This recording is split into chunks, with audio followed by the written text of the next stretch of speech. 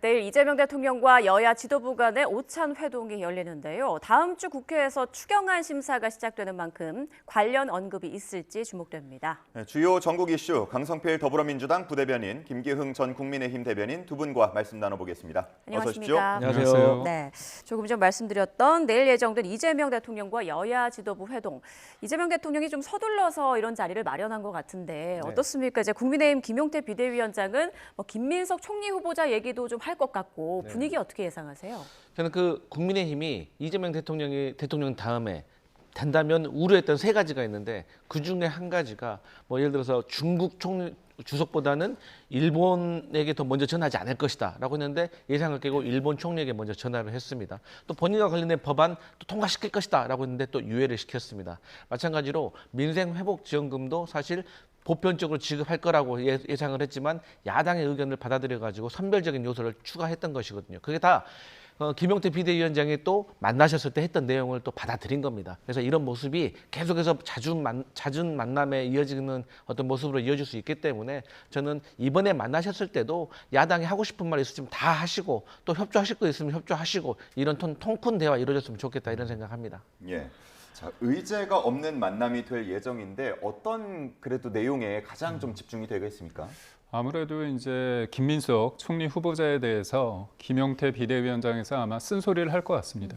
개인적으로 김용태 비대위원장의 한 사람의 의견이 아니라 국민 눈높이에 맞지 않는 인사죠. 이재명 정부에서는 국민들이 원하는 장차관, 공공기관장을 한다고 하면서 이제 추천제를 하고 있지만 정작 본인들이 했던 인사 중에서 첫 번째 민정수석이 낙마를 했고요.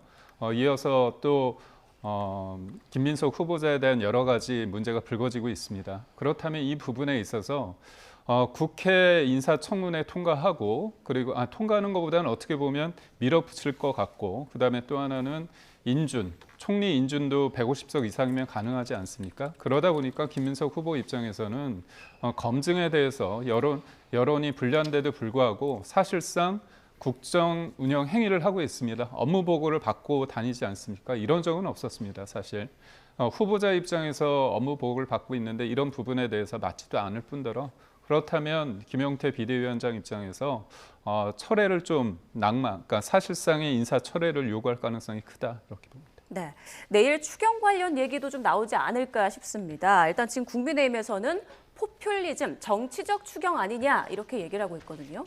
근데 좀 국민의힘은요 이렇게 비판하는 건 좋은데 대신에 윤석열 정부 3년 동안에 어쨌든 민생 안정과 펼쳤던 이 정책에 대해서 실패한 부분에 있어서는 저는 좀 겸손한 마음으로 먼저 사과를 하신 다음에 그 다음에 우리 민주당의 정책에 대해서 조금 비판을 하셨으면 좋겠다라는 국민의 입장에서 먼저 말씀을 드립니다. 그러니까 국민의힘에서는 이게 포퓰리즘이다 하면서 물가가 오를 것이다라고 주장을 하고 있거든요.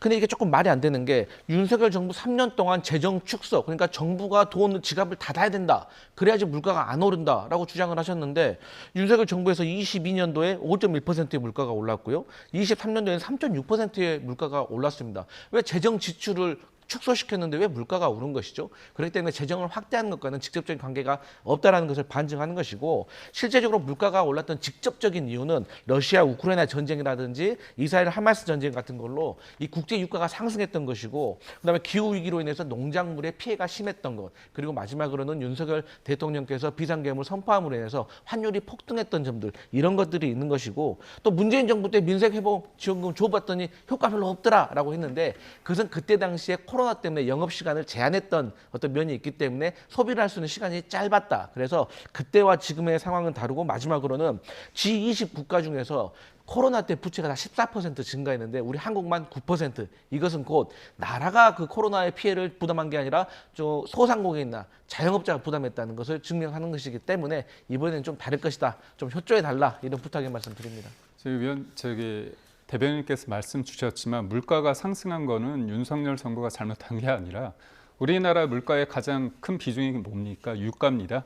유가가 러시아가 우크라이나를 침공했기 때문에 그때 밀이나 여러 가지 곡물가나 그다음에 유가가 많이 올랐습니다. 그러니까 물가는 대외적인 어떤 상황도 크죠. 그렇기 때문에 하는데 다만 이렇게 재정을 마중물로 했을 때 물가를 잡는다고 하지만 도리어 지금 부동산도 많이 뛰고 있지 않습니까? 그렇게 봤을 때 물가가 오를 가능성이 있다는 측면이 있고요. 또 하나는 무엇보다도 이 재정이 20조 원이 들어갑니다. 그렇다면 이게 경제적 효과가 어느 정도 있느냐를 봐야 되는 거잖아요. 그때 우리가 볼 때는 이제 이런 것들을 승수 효과라고 합니다. 그러니까 지원금을 직접 줬을 때 나오는 이런 지원, 이거는 문재인 정부 때 효과가 다 어느 정도 이제 객관적인 수치가 나왔습니다. 그때 봤을 때는 0.33이라고 합니다. 그러니까 1,000억을 투자했을 때 330억의 효과가 있다는 거죠. 하지만 도로나 항만 같은 공공 인프라에 투자했을 때는 그 효과가 0.86입니다. 그렇기 때문에 왜 돈을 줬는데 사람들의 소비로 이어지지 않느냐, 이거는 뭐냐면 제가 10만 원짜리 뭔가 사려고 했는데 10만 원짜리 쿠폰을 받잖아요. 그러면 10만 원짜리 쿠폰을 씁니다.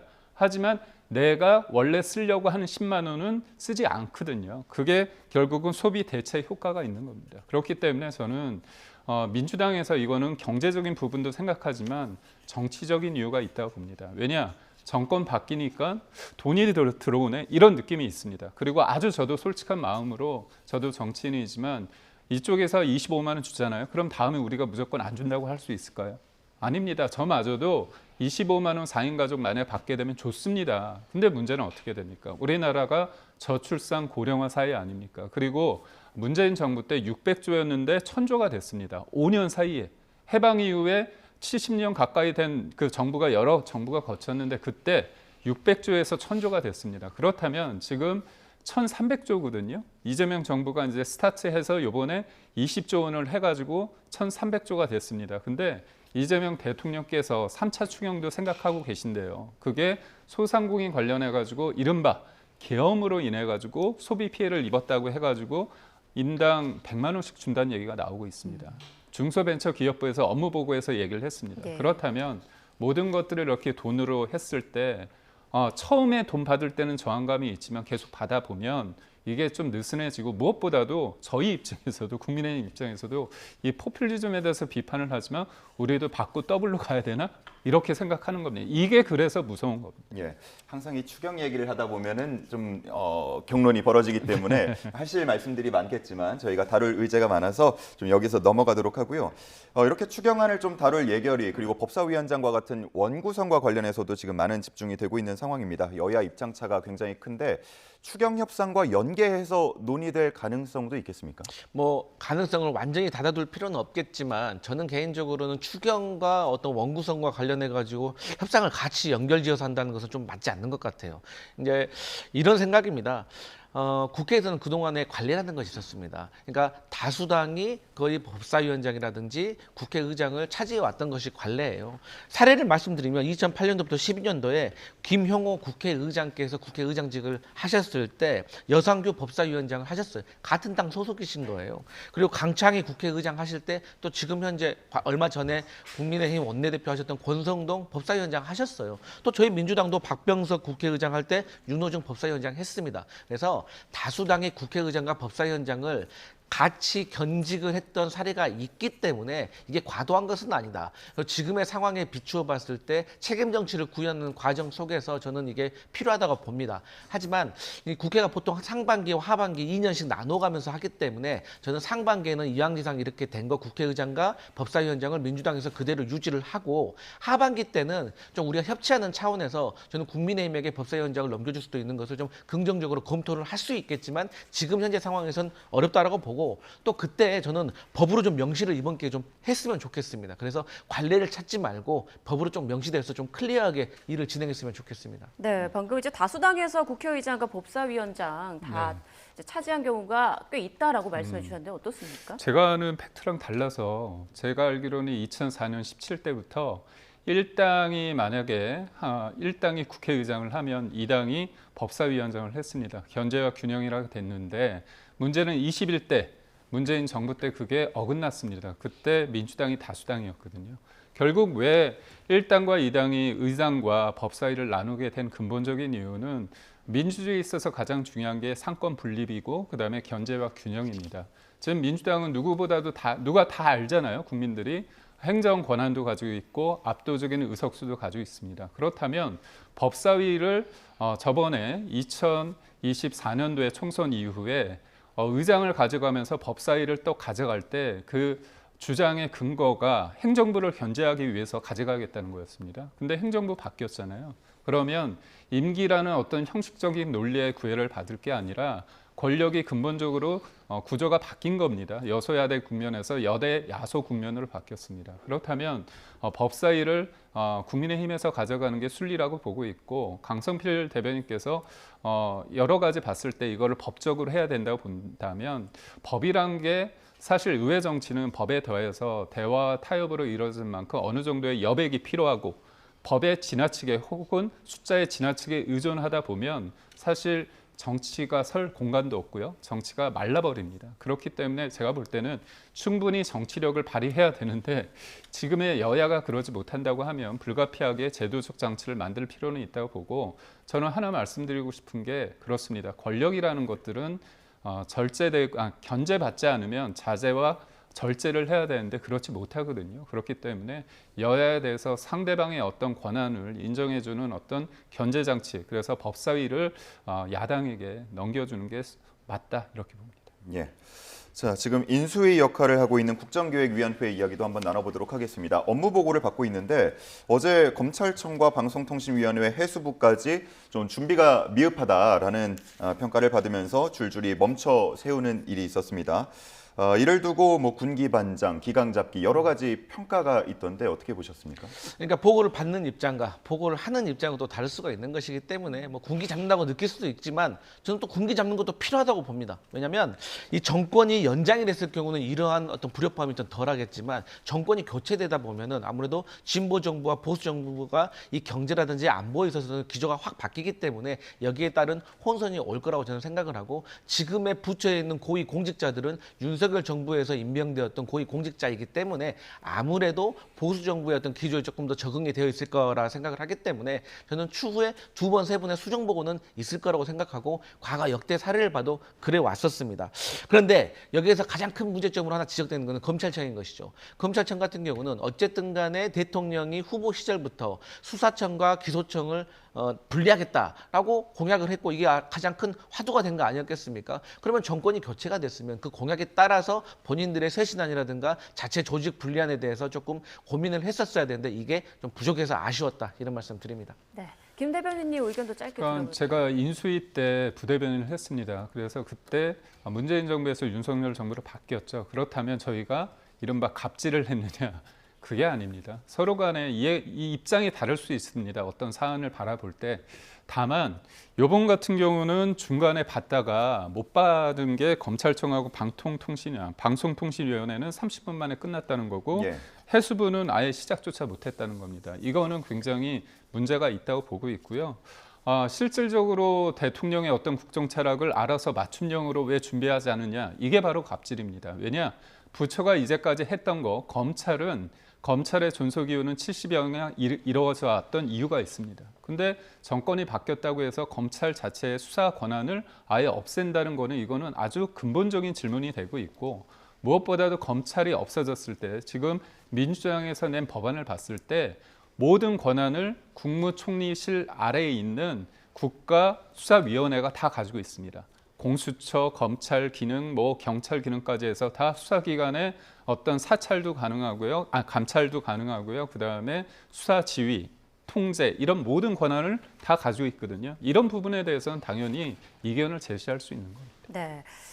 자, 알겠습니다. 양쪽 얘기 좀 들어봤는데, 다음은 김민석 총리 후보자 인사청문회 얘기도 해보겠습니다. 청문회가 오는 24, 25일 예정이 돼 있는데, 결국 증인 채택을 놓고는 이제 결렬이 됐고요. 협상이 결렬됐고, 또 국민의힘 이종배 서울시 의원이 김민석 후보자 수입 축소 의혹과 관련해 이제 고발한 게 사건 배당이 이루어지기도 했습니다. 지금 상황 좀 어떻게 보고 계시는지요? 일단 김민석 후보자 인사청문회와 관련해서 증인이 지금 문제 아니겠습니까? 세상에 살다가 제가 인사청문회 전 배우자를 부른다는 건 정말 말도 안 되는 소리라고 저는 생각을 하기 때문에, 이 부분에서는 강력하게 비판을 하지 않을 수가 없다라고 생각합니다. 이 부분에 있어서는 국민들께서 평가하시리라고 생각을 하고요. 어쨌든 간에 김민석 후보자와 관련해 가지고 지금 경찰에 고발을 한 다음에 검찰에서 일단 수사부까지 배당을 했다고 합니다. 그러니까 과거 사례를 보면 이지숙 방통위원장이 법인카드를 썼던 것에 대해서 인사청문회에서 의혹이 제기가 됐습니다. 이게 퇴직 당일날 97만 원의 빵을 구매했다는 거 아니겠습니까? 아니겠습니까? 근데 이것도 사실 국민적인 의혹이라면 의혹인데 이거와 관련해 가지고 경찰이나 검찰이 수사 들어갔다는 얘기 들었습니까? 그것도 인사청문 도중에. 그런데 김민석 후보자 같은 경우는 인사청문회가 시작하기도 전에 지금 검찰에서 수사하겠다는 거 아니겠습니까? 이거 국민들이 어떻게 평가하겠습니까? 김건희 여사와 윤석열 전 대통령과의 어떤 여러 가지 그 어떤 비위와 관련돼 가지고 정황이 있었음에도 불구하고 검찰이 어떤 행동했습니까?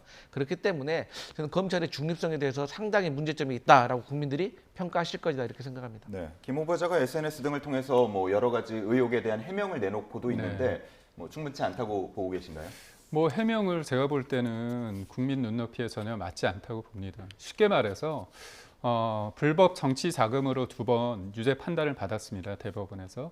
2억의 불법 자금, 그다음에 7억 5천의 불법 자금이 인정이 된 겁니다. 근데 여기에 등장하는 사람이 강모 씨라는 분인데 이분한테 또 1억 4천 쪽에서 4천만 원을 또 빌렸다고 주장을 하고 있습니다. 근데 빌렸다고 주장을 하는데 문제는 그걸 갚지 않으면 그냥 받은 거죠. 그러니까 앞서 재판부도 빌렸다고 주장했지만 그게 받아들이지 않은 이유는 뭐냐면 빌려줬다는 사람이 다시 돌려달라고 적극적인 행위를 안 했고 빌려줄 어떤 의사가 없다고 그렇게 판단을 한 겁니다. 그렇다면 이 간단한 돈 문제에서 내가 국회의원이 된 상태에서 일종의 세비를 통해서 얻는 것과 실질적으로 내가 쓴 거를 추징금을 통해 쓴 것까지 봤을 때 8억 원이 빈다는 거 아닙니까? 그렇다면 8억 원 중에서 2억 원 관련해서는 본인이 아니라 전처가 유학비를 썼다고 얘기를 하는 겁니다. 그렇다면 저희 입장에서는 그거를 증빙 자료를 좀 보여달라 했더니 증빙 자료를 안 내니까 불가피하게 전처에 대해서 증인 채택을 했다가 어제 하도 민주당이 협조를 안 하다 보니까 가족은 물론 전처를 제외해서 최소한으로 하자고 했습니다. 근데 증인을 채택하자고 하니까 민주당이 아예 그걸 받아들이지 않았습니다. 그래서 증인 없는 청문회가 만들어진 겁니다. 이거는 민주당 입장에서는 이 정도로 했을 때 국민들한테 욕은 먹겠지만 증인이나 참고인이 나왔을 때 뭔가 불리한 어떤 진술이 나왔을 때는 이게 큰일이 사단이 날 수 있기 때문에 아예 원천 봉쇄해서 증인 없는 청문회 이런 경우는 없었습니다. 네, 자, 이런 가운데요. 국민의힘 주진우 의원을 국무위원으로 추천해서 청문회를 열자 이런 얘기도 나오고 있습니다. 관련 발언 잠깐 듣고 오시죠.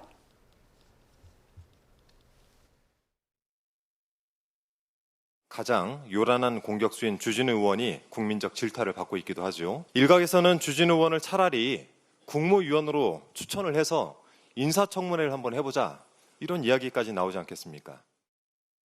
더불어민주당 정책위 의장이 인사청문회법을 바꾸겠다고 얘기를 했습니다. 한마디로 수 틀리면 압도적 다수 우위를 기준으로 해서 법을 바꿔버리겠다. 우리 당의 주진우 의원님이 김민석 후보자의 검증을 충실히 하다 보니까 더불어민주당에서 주진우 의원님을 공격하기 시작했습니다.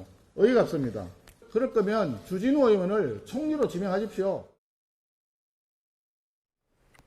네, 이렇게 주진우 의원 청문회를 하자 뭐 총리로 지명해라 이런 얘기가 나오고 있어요. 어떤 상황입니까? 뭐 이렇게 예를 들어볼게요. 음주를 한 경찰이 음주 단속하면 되겠습니까? 마찬가지로 주진우 의원께서 김민석 후보자에게 의혹을 제기하는 것은 저는 마땅히 해야 될 일이라고 생각합니다. 그런데 그런 과정 속에서 본인은 과연 깨끗했는가에 대해서 또 국민들이 물을 수 있는 거 아니겠습니까? 그러니까 김민석 후보자가 지금 강모 씨한테 돈을 빌렸는데 이것이 적극적으로 변제할 뭐 의사가 없었다. 이게 문제된다는 거 아니에요. 그렇게 따진다고 하면 주진우 의원님 같은 경우도 2억 8천만 원의 개인 채무가 있습니다. 근데 본인 재산이 70억 원이에요. 그중에서 30억 원이 예금성입니다.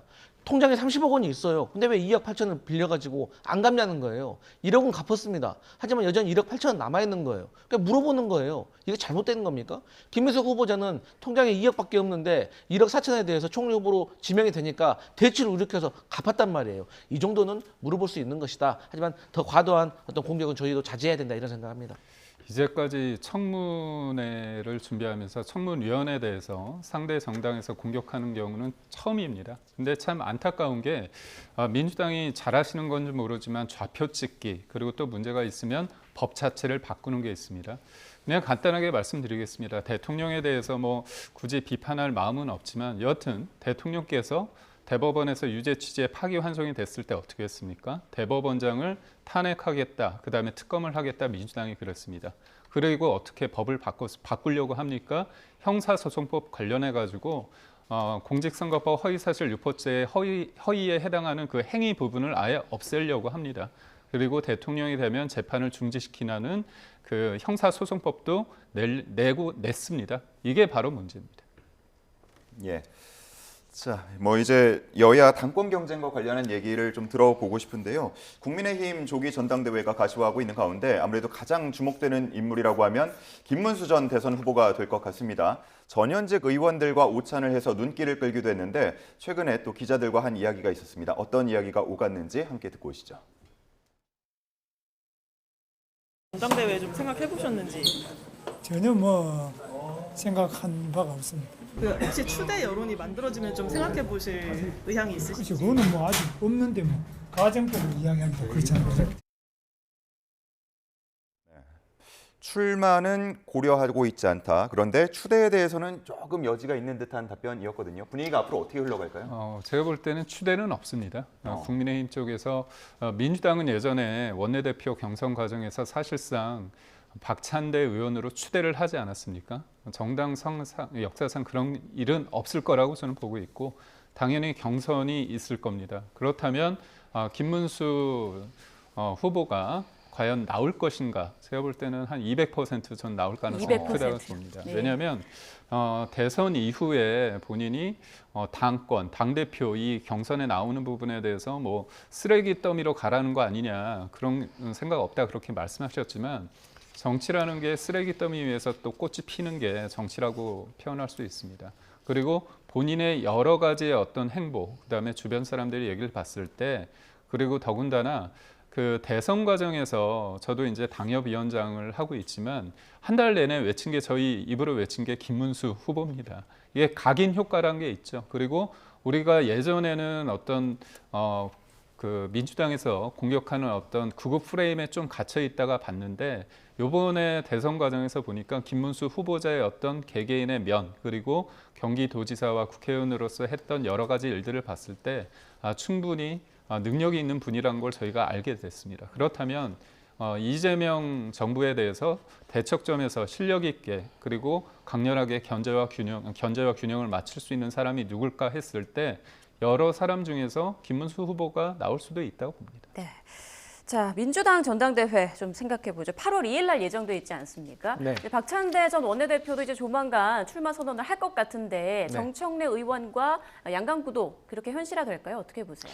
전 두 분 다 훌륭하신 분이고 이재명 대통령이 대표 시절에 같이 호흡을 맞췄기 때문에 누가 되더라도 잘할 거라고 생각합니다. 다만 두 분의 스타일이 틀리죠. 우리가 축구로 따진다고 하면 정청래 의원 같은 경우는 최전방 공격수 그리고 이제 박찬대 전 원내대표 같은 경우는 미드필더 그런 성격이기 때문에 거기에 대해서는 취향에 따라서 당원과 국민들이 잘 선택하리라 믿고 다만 경쟁은 좋은데 과도해서는 안 된다 이런 말씀 드립니다. 네, 알겠습니다. 양당 상황도 앞으로 좀 계속 지켜봐야겠네요. 지금까지 강성필 더불어민주당 부대변인, 김기흥 전 국민의힘 대변인과 함께했습니다. 고맙습니다. 고맙습니다.